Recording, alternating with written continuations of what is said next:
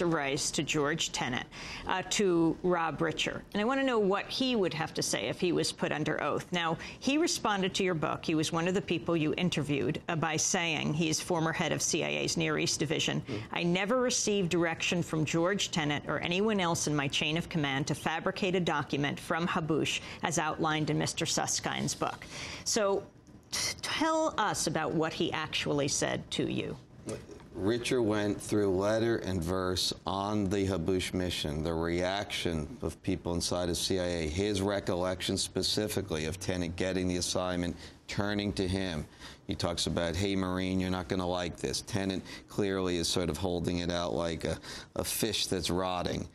He passes it to Richer. He knows that this is something that down the ranks they're not going to be too pleased with. Tenet is following orders. That's certainly the take that Richer has at this point. He says he remembers a cream-colored letter, like stationery from the White House? Absolutely. I said, well, talk about what exactly you remember, and I put that on the transcript, which I put up on the internet so people can see as I'm pressing him, not for what he thinks or not for what he supposes, but exactly what he remembers.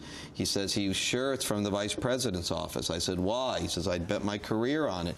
Everything was coming from those guys at this point. Go check this, go do this, some of it fanciful. I said, well, certainly in terms of specifically a disinformation, a lie, they hadn't done a deception. He says, no, that's what made this different.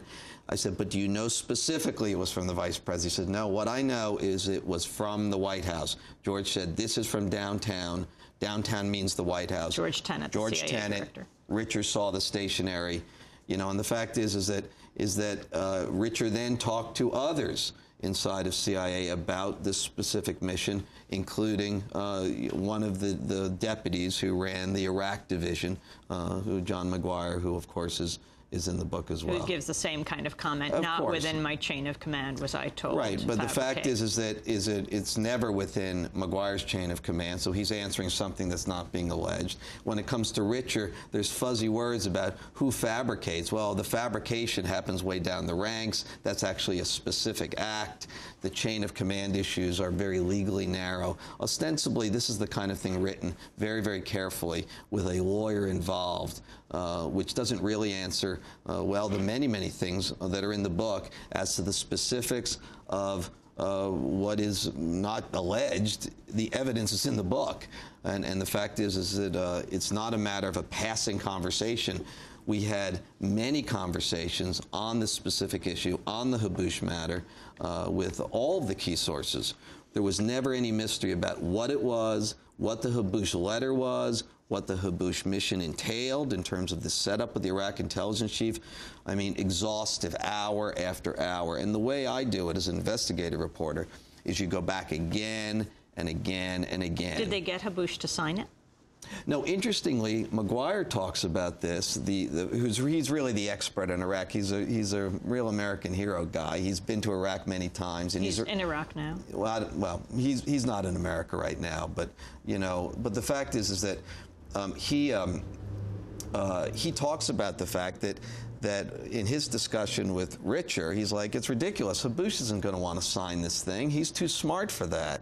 You know, he's the intelligence chief of Iraq. He's a guy like us. He knows if he were to sign a letter that was truly authentic, all right, in his own hand, if you will, that his family could face real trouble. You know, he has relatives, extended family still back in Iraq. If he's seen as actively supporting the United States, at this point he's seen as missing, you know, his family could be in trouble. You know, and he wouldn't do anything, you know, that disastrous for him, even though we paid him the $5 million. The sense from McGuire, again, he's not handling it. He's just discussing it with Rob when he first hears about it, and then McGuire's going off to a new assignment. It's passed down to his successor, who runs Iraq for CIA. McGuire says... Richer's new assignment, of course, is Vice President of Blackwater. Well, he's actually now working mostly with King Abdullah of Jordan as his main job. But, you know, he's a guy with connections all through the government and has briefed Congress many times. He's a credible guy. He's been around. He was also a character, a minor one, in my last book, The 1% Doctrine. I've known him for many years. But interestingly, McGuire says, we're probably just going to have to fabricate it ourselves. get someone to write it and then just deliver it. And John McGuire and I talked at length about that. Now, McGuire's not involved in the actual, fabrication and execution of this, but McGuire is a pro, very good at this, and he looked at the optics of it, so to speak, right at the start and said, well, we're probably just, to richer, we're probably just going to have to, have somebody do it. And McGuire, of course, is delighted he's not going to be the one who has to do this ugly work. But what does that say about the quality of the work that was done? That they produce a letter that the principal has not signed, and that other reporters then they leak it to reporters. Well, of course, the principal, they'll have someone sign it as Habush. It's someone else will do the handwriting. Right.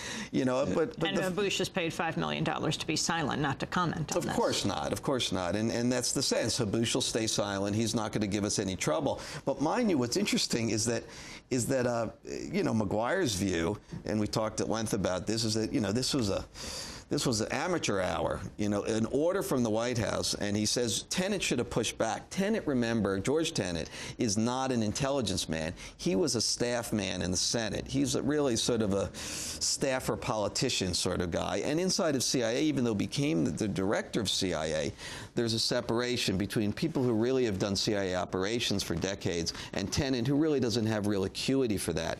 So McGuire talks in the book, and it's a quote, people who read it, he says, I wish George had more experience in actual operations like some CIA directors, because he could have told his bosses in the White House, this is a bad idea. Habush is never going to sign it. We don't think this is such a good plan. But Tenet doesn't push back. And as he said, that's one thing McGuire says we blame George about. Other directors might have pushed back. George didn't. Instead, he took the assignment, passed it down the ranks, and CIA executed. And of course, George Tenet denies this and has responded to your book saying that it is not true. Well, he says, to the best of my recollection, and that's something reporters in Washington know is a classic George move. And now say what exactly the letter says. The letter says that it's a letter, sort of a personal letter from Habush to Saddam, again dated July 1st, 2001, and it talks about the fact that Mohammed Atta has been in Iraq training for the upcoming mission, which is not named but sort of suggested. Obviously, it's 9/11 that they're suggesting, and he is trained, in and around Abu Nidal, who of course is ostensibly hiding in Iraq at this point. There's some talk, sort of flowery language about the great mission ahead and and its righteousness. That's one major part of the letter, and again, it's only all together really in just a very short space of a few paragraphs. And then there's talk about Saddam buying yellow cake uranium from Niger with the help from a small team from the al-Qaeda organization, which they throw in ostensibly for good measure. What's interesting is that what really undid them here was the overreach of the assignment from the White House. Again, as McGuire says, and others in CIA I'm sure agree, it was amateur hour. CIA wouldn't have come up with an operation like this. It was clearly something they were ordered to do from the White House, which had a kind of ham-handedness to it. That overreach, the desire of the White House to solve all of its problems, really doesn't fit with how actual deceptions are run. CIA actually does this sort of thing.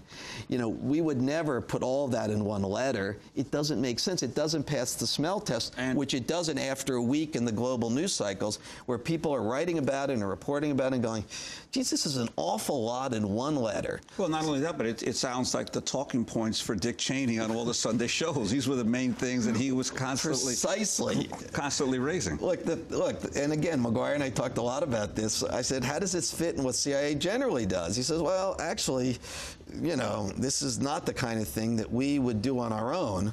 If you really want to do a deception, he explained to me, what you do is you get something a little off. You put in things that are clearly true, and then there's one part that you're interested in that you twist it just a teeny bit.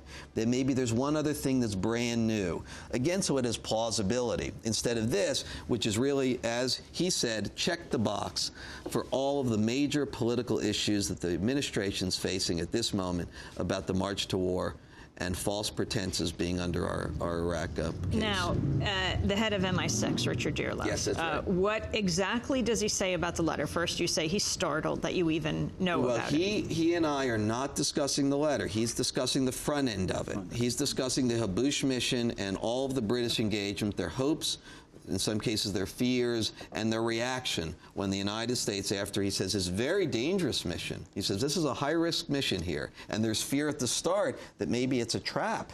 Maybe the British intelligence manager, an extraordinary agent, Michael Dearlove, who runs the Mideast for the British, that, you know, he might die. And one of the reasons it's in Jordan is that we have leverage in Jordan, again through Rob Richer, the CIA intelligence official, because he's so close to the Jordanians. He is a very close associate of King Abdullah's and others in Jordan intelligence. That's why it's set up in Jordan. That's why everybody is on Tinder hooks as it unfolds. And presumably Saddam Hussein was aware that all this was going on. It's a debate in